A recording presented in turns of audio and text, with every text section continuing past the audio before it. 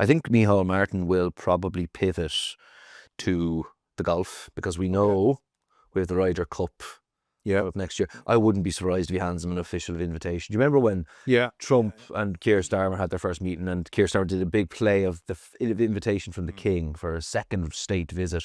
Micheál Martin could well do something about that after the Ryder Cup.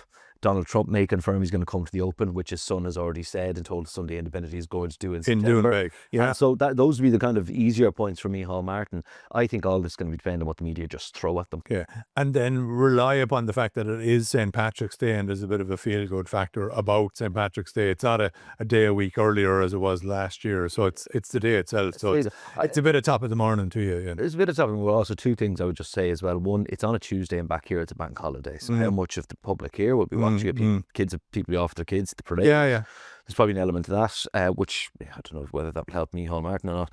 The other thing I actually just to touch on, I think, is I do wonder if these Patrick's Day trips and the Paddy's Day visit to the Oval Office is not now a bit tired, given where the world is at. Yeah. Speaking to someone in government earlier, and they were saying they think the diplomatic outreach and efforts just need a bit of an overhaul now. It's beginning to look a bit rusty. I think Enda Kenny kind of defined what it might look like during his tenure. We're a long way down the road now, and everything's changed so much in terms of where our big brothers are in the world, who we're relying on. You just wonder, is this... if St. Patrick's Day is our big diplomatic day around the world, does it make sense to be sending the Taoiseach to the one place every year when you're not getting a whole lot of change out of it? Yeah.